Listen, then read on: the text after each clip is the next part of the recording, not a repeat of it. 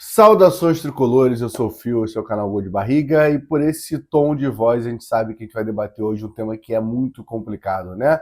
Mais uma lesão no joelho de Germancano. O Germancano vai ficar 45 dias fora, e a gente vai falar sobre isso nesse vídeo, tá? Além disso, o interesse de Corinthians pelo lateral esquerdo Fuentes e também ali o Flamengo provavelmente renovando com Cebolinha ao saber que o Fluminense tem interesse em contratá-lo, tá? Vamos rodar a vinheta. Desculpa aí o tom, mas é porque realmente está falando desse cara aqui, ó. Para mim é importante demais e é triste ver mais uma lesão dele nesse momento da carreira dele, provavelmente o último ano dele no Fluminense, né?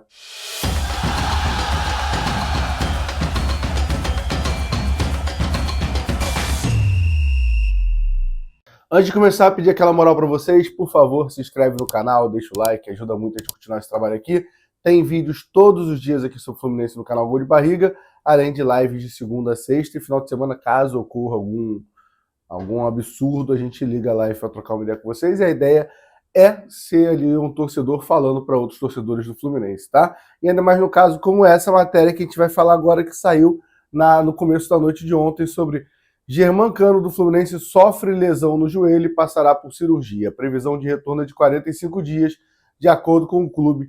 Atacante realizará o procedimento cirúrgico hoje, né, neste sábado. O atacante sofreu uma lesão no menisco do joelho direito e terá que passar por cirurgia. O prazo do retorno divulgado pelo clube é de 45 dias. Lesão aconteceu durante o treinamento no CT Carlos Castilho. O procedimento cirúrgico acontecerá no próximo sábado. Ou seja, ele se reapresentou no dia 8. Todo mundo ficou na academia, fazendo ali os exames, fazendo a reavaliação. Aí no dia 9 ele foi treinar e no primeiro dia acabou se lesionando, né? O Cano, no geral, quando a gente para analisar os últimos anos, sabe, só antes de eu dar minha opinião aqui, quando você para no ano passado, o Cano teve 3 lesões no joelho, o que soma mais de 3 meses dele parado e fez com que ele perdesse 20 jogos do Fluminense na temporada passada. Mesmo assim, ele faz uma quantidade boa de jogos, tá? O Germancano faz 50 jogos no Fluminense, em 24 ele sofreu mais com lesão, fez 42, em 22, 23, os anos mágicos dele, ele fez 70, 61 jogos. Ele tem uma média boa de jogos no geral, tá?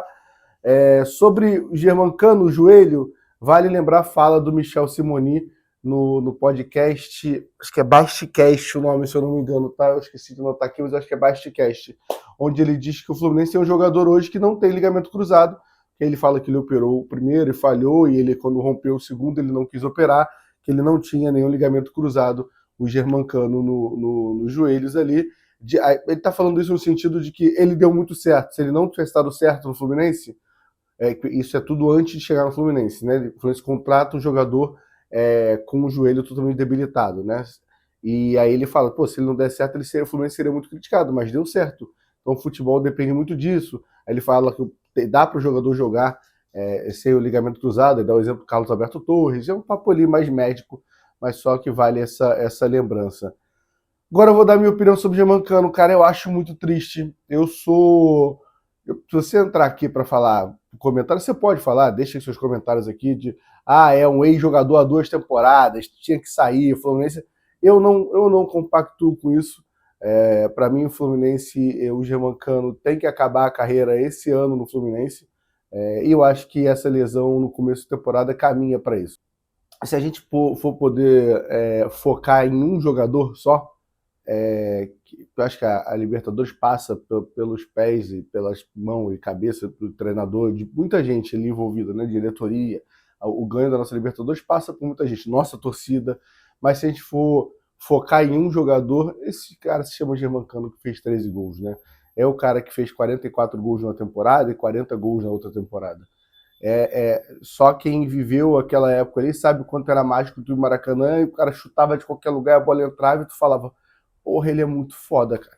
É o gol que ele faz do meio de campo contra o Vasco com a perna ruim. Assim, muita coisa. Todos os gols que ele fez nas finais de 22 e 23 contra o Flamengo. É um cara que deu muita alegria pra gente. Ano passado, cara, no ano ruim dele, ele entrega 20 gols na temporada. O ano ruim mesmo dele é 24, né? 25 é um ano ruim, muito abaixo dele, mas ele faz um ótimo primeiro semestre. Pô, e provavelmente um dos gols, se não o gol que você mais comemorou, um dos gols que você mais comemorou foi o gol dele contra a Inter no Mundial. Então, um cara que tem muita história. só antes de continuar o assunto, a gente está tentando nessa luta de traz o Hulk ou não, a confusão do documentário, estátua. Vamos confessar que parece que a gente está vendo The Last Dance do Germancano no Fluminense nessa temporada. Eu, se tivesse o documentário, eu assinaria para assistir do Germancano, por tudo que ele fez no Fluminense. E por mim, pode colocar uma estátua do Germancano também em Laranjeiras, porque é um cara que não tem um ai para você reclamar dele sobre postura, sobre se entregar. Em nenhum momento as lesões são por sacanagem. A temporada que ele fica mais lesionado, 24, a gente lembra o quanto ele sente, o quanto ele fica mal de não estar conseguindo entregar para a torcida o que a torcida tem a expectativa no ano muito ruim do clube. Aquele jogo contra o Palmeiras, onde ele sai claramente abatido e a torcida canta o nome dele, eu acho uma das relações mais fodas que eu já vi entre torcedor e jogador. Então eu fico muito chateado quando o pessoal, tipo, trata o futebol e trata o ídolo como um grande nada. Assim, pô, isso tinha que sair do Fluminense. Eu torço pro Fluminense, não pro Germancano. Eu acho tão vazio, porque para mim, torcer passa por isso. Ter essa sensação de idolatria, de admirar um cara e de você querer que ele melhore e de você ficar triste com a notícia de hoje, desses 45 dias, porque não adianta. A gente tem um cara no banco que todo mundo sabe que, porra, quantos vídeos eu já gravei aqui, que tem que fechar com o Hulk, tem que trazer alguém se não for o Hulk, que é um absurdo não trazer ninguém, não dá para contar com o Everaldo. Mas se eu falar que eu não estava esperando o Cano ficar no banco e entrar de vez em quando e fazer 15, 18 gols, eu estou mentindo para você, porque é um cara que gera expectativa em mim pelo tamanho que ele é, né? Então é o único jogador que tem aqui no meu cenário é ele, e porque ele está com essa taça da Libertadores na mão aí. Então espero que melhore, que ele vai perder os 8 jogos de brasileiro, mais ou menos, vai perder o Campeonato Carioca quase tudo ali também, então que ele volte ali depois desses 45 dias, tem um tempo de voltar, e que volte bem ali para conseguir compor o elenco do Fluminense.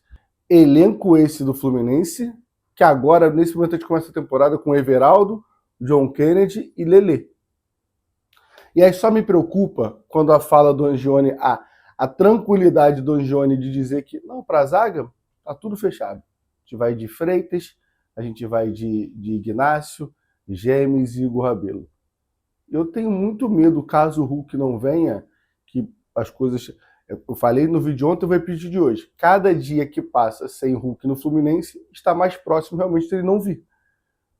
E se não vier, da mesma calma, o Angione, ou o Mário, ou o Matheus, vierem a público e falar: a gente vai dar uma oportunidade para o Everaldo, John Kennedy, o Lelê, eu não acredito, mas me preocupa muito porque a gente acabou de jogar a temporada no dia 14 de dezembro, a gente está falando de quase um mês, sabendo da maior necessidade desse elenco, que é um camisa 9, e a gente não conseguiu até agora esse camisa 9. Estão apostando todas as fichas no Hulk?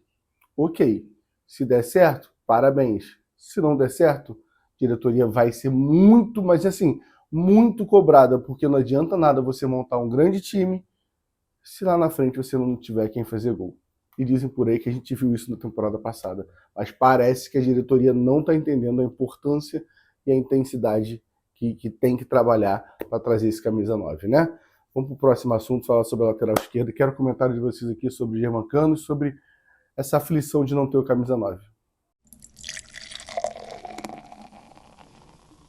Matéria do Matheus Fiuza e do Rodrigo Vessone do Meu Timão, né? Um canal que cobre, um site que cobre ali o dia a dia do Corinthians, que Corinthians quer jogador do Fluminense. Segundo informações publicadas na noite dessa sexta-feira, ou seja, conhecido como ontem, pelo site Meu Timão, o Corinthians realizou uma consulta para contratar Gabriel Fuentes. O defensor virou a terceira opção do Fluminense após a chegada do Arana e irá disputar a posição com o René.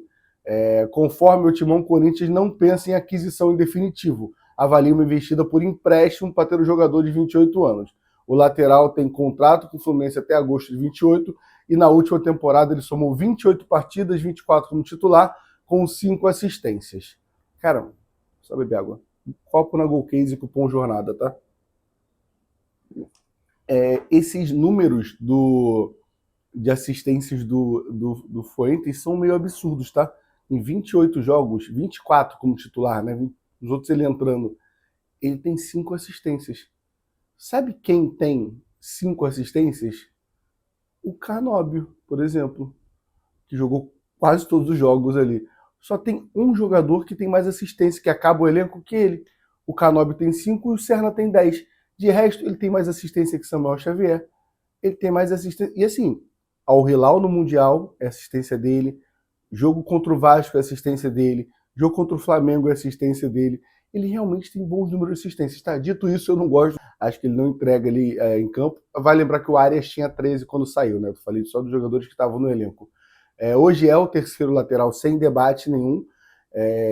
Confesso que eu fui analisar a situação do Corinthians. O Corinthians tem o Matheus Bidu na esquerda e está numa confusão para renovar com o Angileri, porque o Angileri está pedindo luvas milionárias, então meio que não vão renovar com ele. Então tá uma confusão. E fui ver a repercussão com a torcida do Corinthians nas postagens e a maioria pedindo de volta o transfer ban, não querendo que a diretoria contrate o Fuentes. Sinceramente, eu acharia bom para o Fluminense, ainda mais se realmente não ficar com o Angileri e ficar só com o Bidu. Tem um moleque da base também ali, Hugo, não sei quem. E aí eu acho que ele teria algumas oportunidades de alguns jogos, seria importante para ele. Acho que no mundo melhor do que esse seria o Fuentes ser titular de um time baixo da Série A. Eu acho que esse seria o mundo ideal, você emprestar para ele ganhar rodagem, você conseguir vender ele, porque com o René e com o Arana, você não vai ter necessidade de ter Fuentes no elenco. Lembrando que ele se representou e está treinando normal no CT Carlos Castilho, né? Assim eu espero, né? Que a Arana jogue o que a gente espera e que o René faça uma temporada igual à temporada de 25 também. Mas independente, a gente não precisa de Fuentes nessa temporada, você vai ficar parado aqui. Então é bom emprestar. Eu falei que, na minha opinião, o mundo ideal é no time onde ele jogasse mais. Mas acho a ida para o Corinthians com bons olhos também, tá? Vamos fechar agora o assunto rapidinho aqui, só um debate aqui bem rápido e aí a gente acaba esse vídeo. O último assunto é para falar sobre Cebolinha, jogador do Flamengo, que o Vene Casagrande soltou nas suas redes sociais, que a diretoria do Flamengo avisou aos representantes do Cebolinha que deseja sentar para discutir renovação de contrato do atacante. O atual vínculo acaba agora, em dezembro, né, nesse ano, então ele poderia já assinar com um pré-contrato a partir de julho, um pré-contrato com algum time aqui do Brasil ou de fora. E o aviso foi feito depois que os empresários falaram para o Flamengo que Fluminense e CSKA demonstraram interesse no jogador. Ou seja, na minha opinião, o Flamengo vai dificultar a vida, não vai liberar o Cebolinha. Eu não sou muito a favor do Cebolinha, sendo bem sincero, porque eu acho que o Cebolinha tem muito problema com lesão. O Cebolinha sem lesão é foda. Cebolinha sem lesão, o John Kennedy focado. São coisas que assim, a gente, né, no imaginário é muito maneiro, mas não acontece recentemente. Então, assim, acho que não vai vir para o Fluminense. O Flamengo vai acabar ou renovando com o Cebolinha por causa do Fluminense, ou ele vai acabar dando um jeito de liberar o Cebolinha para o CSKA se ele aceitar jogar fora. Mas o Flamengo, o Cebolinha não vai jogar no Fluminense.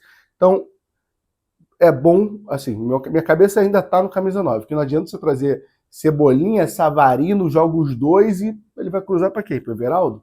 Então, preciso de camisa 9.